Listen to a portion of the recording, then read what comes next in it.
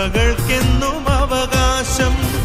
യേശുവിൻ ബലിയുടെ യോഗ്യതയാലെ ബന്ധനത്തിൽ നിന്നും വിടുതൽ. ഈശോ മിശിഹായ്ക്ക് സ്തുതിയായിരിക്കട്ടെ. എൻ്റെ പ്രിയപ്പെട്ടവരെ, ഫ്രീഡം പ്രയർ ശുശ്രൂഷ 20 ദിവസങ്ങൾ പൂർത്തിയാക്കി ഇന്ന് 21ാമത്തെ ദിനത്തിലേക്ക് പ്രവേശിക്കുകയാണ്. കർത്താവ് അത്ഭുതകരമായിട്ട് ഈ ശുശ്രൂഷയെ കൈപിടിച്ച് നടത്തി. ഇത് തുടങ്ങാനായിട്ട് ഈശോ പറയുന്ന സമയത്ത് യാതൊരു വ്യക്തതകളും ഇല്ലായിരുന്നു. പക്ഷെ അങ്ങനെയാണ്, കർത്താവ് ഒരു കാര്യം നമ്മോട് ആവശ്യപ്പെടുമ്പോൾ മുന്നിലുള്ളത് മുഴുവനും ഒരുപക്ഷെ നമുക്ക് വ്യക്തമാക്കി തരികയില്ല. പക്ഷെ വിശ്വസിച്ചുകൊണ്ട് ആ വഴിയിലേക്ക് നടക്കാൻ തുടങ്ങുമ്പോൾ കർത്താവ് അത്ഭുതകരമായിട്ട് നമ്മളെ നടത്തും. നമ്മുടെ മുമ്പിൽ, നമ്മുടെ ജീവിതത്തിലും പല പ്രതിസന്ധികൾ ഉണ്ടാകാം, ഇപ്പോഴും പല അവ്യക്തതകളും ഉണ്ടാകാം, ചിന്തിച്ചിട്ടൊന്നും മനസ്സിലാകുന്നുണ്ടാവില്ല. അതിനെ ഉത്കണ്ഠപ്പെടേണ്ട എന്നാണല്ലോ ഈശോ പറഞ്ഞിരിക്കുന്നത്. ആകുലപ്പെട്ടതുകൊണ്ട് ഒരു മുഴമെങ്കിലും നിങ്ങൾക്ക് വർദ്ധിപ്പിക്കാൻ സാധിക്കുമോ എന്ന് ഈശോ ചോദിക്കുന്നില്ലേ? അതുകൊണ്ട് ഒന്നിനെക്കുറിച്ചും ആകുലപ്പെടാതെ, ഉത്കണ്ഠപ്പെടാതെ കർത്താവിന്റെ കരങ്ങളിലേക്ക് സകലതും കൊടുത്തിട്ട് വിശ്വാസത്തോടെ കർത്താവിനോട് ചേർന്ന് നിൽക്കുക. സമയത്ത് കർത്താവ് ചെയ്തുകൊള്ളും. തക്ക സമയത്ത് അവിടുന്ന് നിന്നെ ഉയർത്തിക്കൊള്ളും. കർത്താവിന്റെ കരത്തിൻ കീഴിൽ താഴ്മയോടെ നിൽക്കുക. തക്ക സമയത്ത് കർത്താവ് നിന്നെ ഉയർത്തിക്കൊള്ളും. ഇന്നലെ നമ്മൾ ധ്യാനിച്ച വിഷയം ഓർക്കുന്നുണ്ടാകുമല്ലോ. വിശ്വാസം സ്നേഹമായി മാറണം, സ്നേഹം ആരാധനയായി പുറത്തേക്ക് വരണം. ആരാധനയിലൂടെ ദൈവവുമായിട്ടുള്ള ആത്മബന്ധത്തിലൂടെ ദൈവത്തിന്റെ അനുഗ്രഹങ്ങൾ നമുക്ക് സ്വന്തമാക്കാനായിട്ട് സാധിക്കും. ദൈവത്തിന്റെ ഹിതം നമ്മുടെ ജീവിതത്തിൽ യാഥാർത്ഥ്യമായിട്ട് എപ്പോഴും നടക്കുവാനായിട്ട് അത് കാരണമായി തീരും. ഇങ്ങനെ വിശ്വാസം സ്നേഹമായി മാറുമ്പം, സ്നേഹം ആരാധനയായി മാറുമ്പം ദൈവവുമായിട്ടുള്ള ആത്മബന്ധത്തിലൂടെ നമ്മുടെ ജീവിതത്തിലേക്ക് കടന്നു വരുന്നതാണ് വിശുദ്ധി. അത് നമ്മൾ കുറെ കഠിന പ്രയത്നം ചെയ്തതുകൊണ്ട് മാത്രം കിട്ടുകയില്ല. ദൈവവുമായിട്ടുള്ള ആഴമായ ആത്മബന്ധത്തിലൂടെ ദൈവത്തിന്റെ മുൻപിൽ എൻ്റെ ജീവിതമാകുമ്പോൾ എനിക്ക് തന്നെ മനസ്സിലാകും, ഇത് ശരിയല്ല, ഇങ്ങനെ ചെയ്യാൻ പാടില്ല. വെളിച്ചത്തിലേക്ക് വരുമ്പോൾ നമ്മുടെ യഥാർത്ഥ സ്ഥിതി നമുക്ക് വെളിപ്പെടുകയും കൂടുതൽ മെച്ചപ്പെട്ടവരാകാനായിട്ട് നമ്മൾ പരിശ്രമിക്കുകയും ചെയ്യുന്നു. പ്രിയപ്പെട്ടവരെ, അതുകൊണ്ട് വിശ്വാസം സ്നേഹമായി മാറി, സ്നേഹം ആരാധനയായി മാറി, ആരാധന ദൈവവുമായിട്ടുള്ള ആത്മബന്ധത്തിലേക്ക് കടന്നു വന്ന് അത് വിശുദ്ധിയായി ജീവിതത്തിൽ പരിണമിക്കും. അങ്ങനെ വിശുദ്ധിയിലേക്ക് നമ്മൾ കടന്നു വരുമ്പം സ്വർഗം നമുക്ക് പ്രതിഫലമായി കിട്ടും. നമ്മൾ സ്വർഗം നമുക്ക് സ്വന്തമാകും. സ്വർഗത്തിൽ നമുക്ക് പ്രവേശനം ലഭിക്കും. അപ്പൊ സ്വർഗത്തിലേക്കുള്ള വഴിയാണിത്. അവിടെ എൻ്റെ പ്രിയപ്പെട്ടവരെ, ഇന്ന് നമ്മൾ ധ്യാനിക്കുന്ന വചനം പുറപ്പാടിന്റെ പുസ്തകം 23-ാം അധ്യായം 25-ാം വാക്യമാണ്. നമുക്ക് വായിക്കാം. നിങ്ങളുടെ ദൈവമായ കർത്താവിനെ നിങ്ങൾ ആരാധിക്കണം. അപ്പോൾ ഞാൻ നിങ്ങളുടെ ഭക്ഷ്യവും പാനീയവും ആശീർവദിക്കും.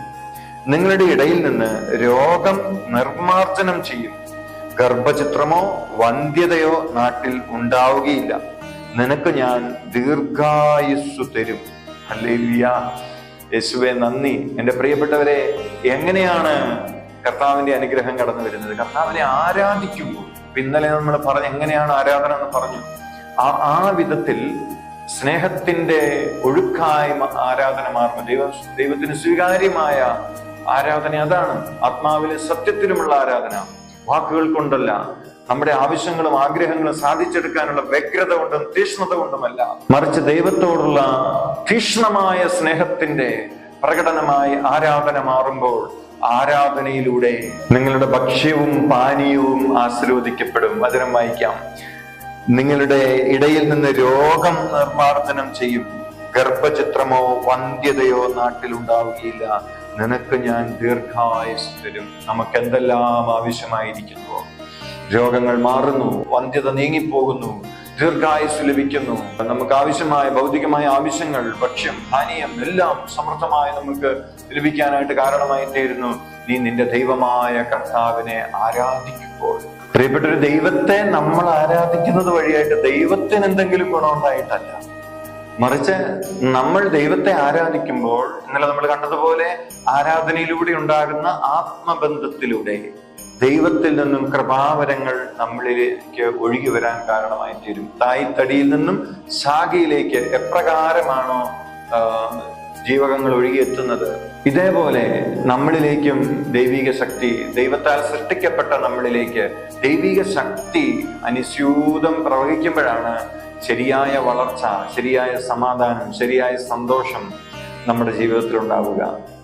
സൂര്യപ്രകാശത്തിൽ നിന്നും സസ്യങ്ങൾ വളരുന്നത് പോലെ, അല്ലെ, ആഹാരം പാകം ചെയ്ത് വളരുന്നത് പോലെ നമ്മുടെ മനുഷ്യ ശരീരത്തിലും ജന്തു ശരീരങ്ങളിലെല്ലാം സൂര്യപ്രകാശത്തിലൂടെ വേണ്ടത്ര ജീവകങ്ങളൊക്കെ ലഭിക്കുന്നത് പോലെ തന്നെ ദൈവത്തിന്റെ സാന്നിധ്യത്തിലായിരിക്കുക, ദൈവവുമായിട്ട് കണക്റ്റഡ് ആയിരിക്കുക. അങ്ങനെ ആയിരിക്കുമ്പോൾ നമ്മൾക്ക് നമ്മുടെ ജീവിതത്തിൽ എന്തെല്ലാം കടമകൾ, ഉത്തരവാദിത്തങ്ങൾ എന്തൊക്കെയാണോ നമുക്ക് ആവശ്യമായിരിക്കുന്നത് അതെല്ലാം സമയാസമയങ്ങളിൽ നമ്മളിലേക്ക് ദൈവത്തിൽ നിന്നും കടന്നു വന്നുകൊണ്ടിരിക്കും. അതിനു വേണ്ടിയാണ് നമ്മൾ ദൈവത്തെ ആരാധിക്കേണ്ടത്, ആരാധനാ ജീവിതം നമുക്കുണ്ടായിരിക്കേണ്ടത്. ഇന്ന് അനേക പ്രാർത്ഥനാലയങ്ങളും തീർത്ഥാടന കേന്ദ്രങ്ങളും എല്ലാം ഉണ്ടെങ്കിലും എന്റെ പ്രിയപ്പെട്ടവരെ, പുറപ്പാട് 23-25 പറയുന്ന ആ അനുഗ്രഹങ്ങൾ നമുക്കെല്ലാവർക്കും ലഭിക്കാത്തതിന്റെ കാരണം എന്ന് പറയുന്നത് എല്ലാം കാര്യസാധ്യങ്ങൾക്ക് വേണ്ടിയും നിയോഗങ്ങൾക്ക് വേണ്ടിയുമുള്ള പ്രാർത്ഥനകളും വചനം കേൾക്കലുകളും ഒക്കെ ആയി മാറുന്നത് കൊണ്ടാണ്.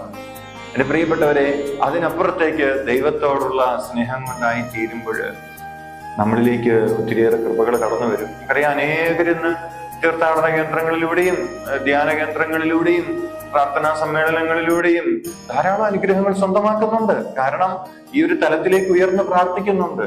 ഞാൻ പറഞ്ഞത്, എല്ലാവരും ആ ഒരു ചൈതന്യത്തിലേക്ക്, ഉണർവിലേക്ക്, ദൈവമായിട്ടുള്ള ആത്മബന്ധത്തിലേക്ക് കടന്നു വന്നാൽ മാത്രമേ എല്ലാവർക്കും അത് ലഭിക്കത്തുള്ളൂ. അല്ലെ, കുറച്ചു പേർക്ക് കിട്ടുന്നു, കുറച്ചു പേർക്ക് കിട്ടുന്നില്ല.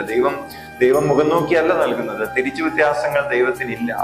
മറിച്ച് നമ്മൾ ദൈവം ആഗ്രഹിക്കുന്ന രീതിയിലുള്ളൊരു വിശ്വാസത്തിലേക്ക്, സ്നേഹത്തിലേക്ക്, ആരാധനയിലേക്ക്, ആത്മബന്ധത്തിലേക്ക് കടന്നു വരുമ്പോൾ നമ്മളിലേക്ക് ദൈവത്തിന്റെ കൃപയൊഴുകും. ദുഷ്ടരുടെയും ശിഷ്ടരുടെയും മേൽ ഒരുപോലെ സൂര്യൻ ഉദിപ്പിക്കുന്ന, മഴ പെയ്ക്കുന്ന പിതാവായ ദൈവം ഒരേപോലെ തന്നെ എല്ലാവരെയും അനുഗ്രഹിച്ചുകൊണ്ടിരിക്കുന്നു. പക്ഷേ സ്വീകരിക്കാൻ ഞാൻ പാകപ്പെടണം. അതാണ് ശരിക്കും സ്നേഹമായി ആരാധന വളർന്ന് ആത്മബന്ധത്തിലേക്ക് വരേണ്ടതിന്റെ ആവശ്യകത. ഇക്കഴിഞ്ഞ നാളില് ഒരു സ്ഥലത്ത് ശുശ്രൂഷയ്ക്കായി പോയപ്പോൾ അവിടുത്തെ വികാരിയച്ഛൻ ഞങ്ങളോട് പറഞ്ഞൊരു കാര്യമാണ്, ഇവിടുത്തെ ജനങ്ങള് ഈ പള്ളിയിലെ അന്തോണീസ് പുണ്യാളനോട് വന്ന് പ്രാർത്ഥിക്കും. അതിനുശേഷം ഇതിന് തൊട്ടപ്പുറത്ത് ഒരു ഗണപതിയുടെ അമ്പലമുണ്ട്, അവിടെയും പോയി പ്രാർത്ഥിക്കും. എങ്ങനെയെങ്കിലും അവർക്ക് കാര്യം സാധിച്ചു കിട്ടിയാൽ മതി. എന്റെ പ്രിയപ്പെട്ടവർ, ഈ വിധത്തിലുള്ള പ്രാർത്ഥനയും ആചാരങ്ങളും അനുഷ്ഠാനങ്ങളും ഒക്കെ ആരാധനയാണ്. അതെങ്ങനെ ദൈവത്തിന് സ്വീകാര്യമാകും? ഒന്നാം പ്രമാണം തന്നെ ലംഘിച്ചുകൊണ്ട് നമ്മൾ ആത്മീയത എന്ന് പറഞ്ഞുകൊണ്ട് നടന്നാൽ എങ്ങനെ ദൈവാനുഗ്രഹം ആ ആത്മീയതയിലൂടെ നമുക്ക് ലഭിക്കും? നിന്റെ ദൈവമായ കർത്താവ് ഞാനാകും, ഞാൻ അല്ലാതെ മറ്റൊരു ദൈവം നിനക്കുണ്ടാകരുത് എന്ന ദൈവത്തിന്റെ കൽപ്പന ലംഘിച്ചുകൊണ്ട് അത് ഓർക്കാതെ, അത് മനസ്സിലാക്കാതെ എങ്ങനെയെങ്കിലും കാര്യങ്ങൾ സാധിച്ചു കിട്ടണമെന്ന ചിന്തയോടുകൂടി ഓടി നടക്കുമ്പോൾ അതെങ്ങനെ ആത്മീയതയാകും? അതുകൊണ്ട് പ്രിയപ്പെട്ടവർ, ഈ ദിവസം പ്രത്യേകമായിട്ട് നമുക്ക് ആത്മശോധന ചെയ്യാം, പ്രാർത്ഥിക്കാം. ആരാധനയ്ക്ക്, ആത്മീയതയ്ക്ക് എൻ്റെ ജീവിതത്തിൽ ഞാൻ എന്തുമാത്രം സ്ഥാനം നൽകിയിട്ടുണ്ട്? കാര്യം കാണാൻ മാത്രമുള്ള പ്രാർത്ഥനയെ എനിക്കുള്ളൂ? എന്നെങ്കിലും ദൈവത്തെ സംശയിച്ചിട്ടുണ്ടോ? ദൈവത്തെ കുറ്റപ്പെടുത്തിയിട്ടുണ്ടോ? അന്യദൈവങ്ങളെ ആശ്രയിച്ചിട്ടുണ്ടോ? സത്യത്തിൽ അന്യദൈവങ്ങളൊന്നൊന്നില്ല. സത്യദൈവത്തെ മറച്ചു പിടിക്കാൻ വേണ്ടി സാത്താൻ പടുത്തുയർത്തിയിരിക്കുന്ന വിഗ്രഹങ്ങളും മിത്തുകളും എല്ലാമാണ് അന്യദൈവങ്ങൾ എന്ന പേരിൽ ചുറ്റുപാടുകളിലുള്ളത്.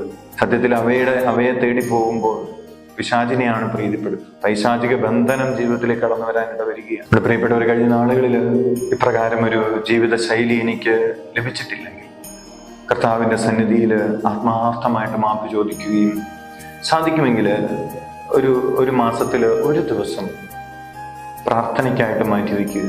സമ്പത്തിന്റെ ദശാംശം കൊടുക്കേണ്ടതിനെ കുറിച്ചൊക്കെ കഴിഞ്ഞ ദിവസം നമ്മൾ ചിന്തിച്ചു. ദാനധർമ്മത്തെക്കുറിച്ച്. സമ്പത്ത് എന്ന് പറയുമ്പോൾ സമയവും വലിയൊരു സമ്പത്തല്ലേ? ഏറ്റവും മൂല്യമുള്ള സമ്പത്ത് സമയമല്ലേ? നമുക്ക് 30 ദിവസം കർത്താവ് തരുന്നതിൽ ഒരു ദിവസമെങ്കിലും, 3 ദിവസം മാറ്റിവെക്കേണ്ടതാണ്, ഒരു ദിവസമെങ്കിലും നമുക്കൊന്ന് മാറ്റിവെക്കാൻ സാധിക്കില്ലേ?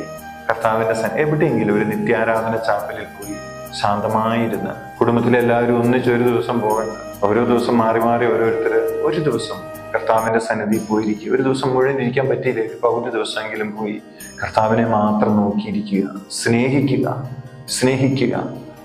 ഒന്നും ചൊല്ലിയില്ലേലും ആ കർത്താവിനെ നോക്കിയിരിക്കുക. മനസ്സുകൊണ്ട് ആരാധിക്കുക, സ്നേഹിക്കുക, സ്നേഹത്തോടെ നിയോഗങ്ങളൊക്കെ സമർപ്പിക്കുക. അങ്ങനെ എല്ലാ ദിവസവും ഒരമണിക്കൂറെങ്കിലും നമ്മുടെ പ്രഭാതത്തിലോ രാത്രിയിലോ ഏതെങ്കിലും ഒരു സമയത്ത് കർത്താവിനോട് അടുത്തിരിക്കാൻ ഒരു അരമണിക്കൂറെങ്കിലും ചെലവഴിക്കുക. അങ്ങനെയൊക്കെ ദൈവവുമായിട്ടൊരു ആത്മബന്ധം വളർത്തിയെടുക്കാൻ പരിശ്രമിക്കുക. വിശുദ്ധ യോഹന്നാന്റെ സുവിശേഷം 15-ാം അധ്യായം 5-ാം വാക്യത്തിൽ നമ്മൾ വായിക്കുന്നില്ലേ, ഞാൻ മുന്തിരിച്ചെടിയും നിങ്ങൾ ശാഖകളുമാണ്. ആര് എന്നിലും ഞാൻ അവനിലും വസിക്കുന്നുവോ അവനേറെ ഫലം പുറപ്പെടും.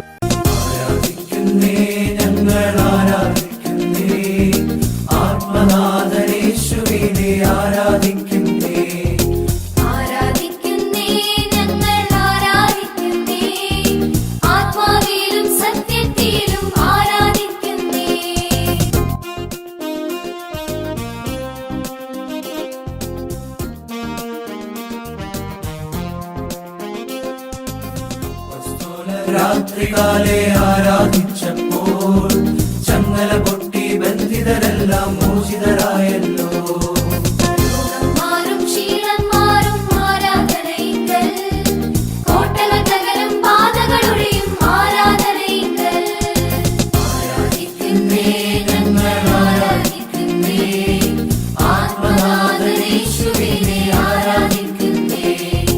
നമ്മുടെ കുടുംബങ്ങളിൽ നിന്ന് മരണം വഴി വേർപെട്ടു പോയവരെ ഓർത്ത് അവർക്കായി നമുക്ക് പ്രാർത്ഥിക്കാം. നിത്യനായ ദൈവമേ, ഈ ദിവസം അർപ്പിക്കപ്പെടുന്ന എല്ലാ ദിവ്യബലികളോടും ചേർത്ത് പ്രിയപുത്രനായ ഈശോ മിശിഹായുടെ തിരുരക്തം ശുദ്ധീകരണ സ്ഥലത്തിലെ ആത്മാക്കൾക്കായും ലോകമെങ്ങുമുള്ള ഭാവികൾക്കായും സഭയിലുള്ള ഭാവികൾക്കായും എന്റെ ഭവനത്തിലെയും എന്റെ കുടുംബത്തിലെയും ഭാവികൾക്കായും ഞാൻ സമർപ്പിക്കുന്നു. ആമേൻ.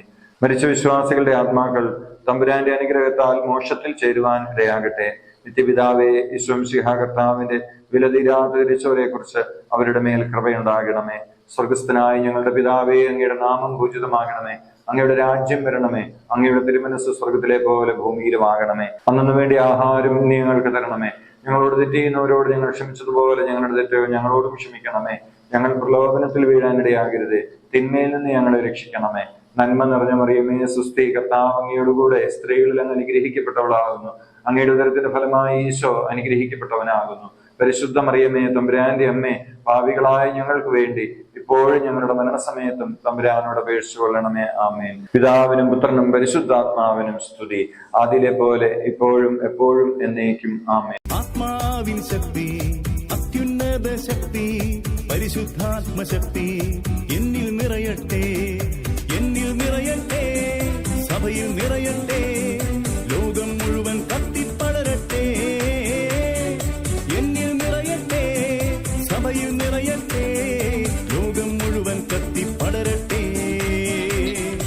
എന്നിൽ നിറയട്ടെ, സഭയിൽ നിറയട്ടെ, ലോകം മുഴുവൻ കത്തിപ്പടരട്ടെ. എന്നിൽ നിറയട്ടെ, സഭയിൽ നിറയട്ടെ, ലോകം മുഴുവൻ കത്തിപ്പടരട്ടെ. ലോകം മുഴുവൻ കത്തിപ്പടരട്ടെ, ദേശം മുഴുവൻ കത്തിപ്പടരട്ടെ, തിരുസഭ മുഴുവൻ കത്തിപ്പടരട്ടെ.